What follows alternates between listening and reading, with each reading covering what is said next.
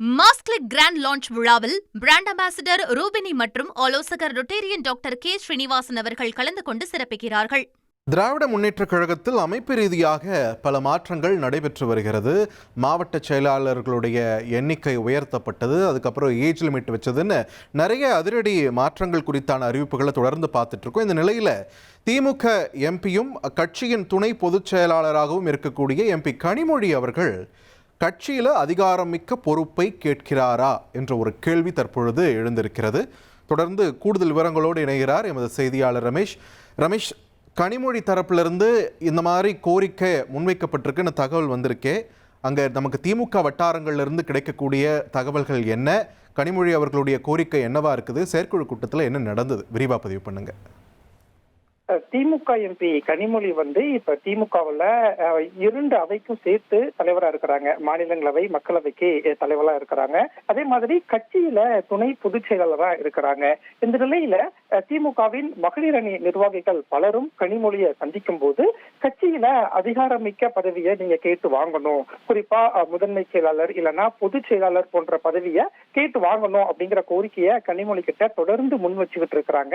இந்த தகவலை கனிமொழி எம்பி திமுக தலைவரிடம் சொல்லியிருக்கிறதா ஒரு தகவல் கிடைக்கப்பட்டிருக்கு.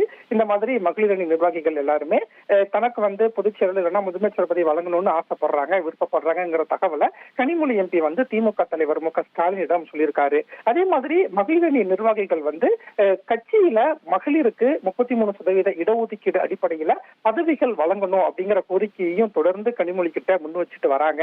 திமுகவுல இப்ப அமைப்பு ரீதியா பல மாற்றங்களை கொண்டு வந்துகிட்டு இருக்கிறாங்க. மாவட்ட செயலாளர் பதவிக்கு வயது நிர்ணயம் பண்ணியிருக்கிறாங்க. மாவட்ட செயலாளர் தொடங்கி கிளை செயலாளர் வரைக்கும் வயது நிர்ணயம் பண்ணிருக்கக்கூடிய நிலையில புதிதாக பதவிகள் வரும்போது மகளிருக்கும் முக்கியத்துவம் கொடுத்து அந்த பதவிகள் வழங்கப்பட வேண்டும் அப்படின்னு மகளிர் அணி நிர்வாகிகள் கனிமொழி கிட்ட கோரிக்கை வச்சுக்கிட்டு இருக்கிறாங்க.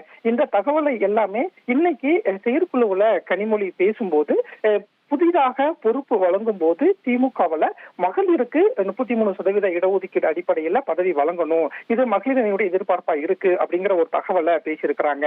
அதே மாதிரி மகளிர் அணி நிர்வாகிகள் எல்லாருமே முதன்மை செயலாளர் இல்லைன்னா பொதுச் செயலாளர் பதவி அப்படிங்கிறது மகளிருக்கு வரணுங்கிற கோரிக்கையை வைக்கிறாங்க. அப்படிங்கிற விருப்பத்தை திமுக தலைவரிடம் ஏற்கனவே தனியாக சந்தித்த போது கோரிக்கையாக வச்சிருக்கிறாங்க. அதனால இப்போ கட்சியில துணை பொதுச் செயலாளராக இருக்கக்கூடிய கனிமொழி கட்டமைப்பு ரீதியாக பல மாற்றங்களை கொண்டு வரும்போது முதன்மை செயலாளரோ இல்லைன்னா இணை பொதுச் செயலாளர் பதவிக்கு அவரை நியமிக்கப்படுவாங்களா அப்படிங்கிற எதிர்பார்ப்பு கட்சியிலையும் சரி திமுகவின் மகளிர் அணி நிர்வாகிகள் கிட்டையும் எழுந்திருக்கு. நன்றி ரமேஷ், உங்களுடைய விரிவான தகவல்களுக்கு. திமுகவில் அதிகாரமிக்க பொறுப்பை கேட்கிறாரா கனிமொழி என்ற ஒரு கேள்வி எழுந்திருக்கிறது. துணை பொதுச் செயலாளர் பொறுப்பில் தற்பொழுது இருக்கும் கனிமொழி அவர்களுக்கு பொதுச் செயலாளராகவோ அல்லது இணை பொதுச் செயலாளர் என்ற அந்தஸ்து வழங்கப்படுமா என்பதையும் நாம் பொறுத்திருந்துதான் பார்க்க வேண்டும். விரிவான தகவல்களை செய்தியாளர் ரமேஷ் வழங்க நாம் கேட்டோம். மாஸ்க்லிக் கிராண்ட் லான்ச் விழாவில் பிராண்ட் அம்பாசிடர் ரூபினி மற்றும் ஆலோசகர் ரொட்டேரியன் டாக்டர் கே ஸ்ரீனிவாசன் அவர்கள் கலந்து கொண்டு சிறப்பிக்கிறார்கள்.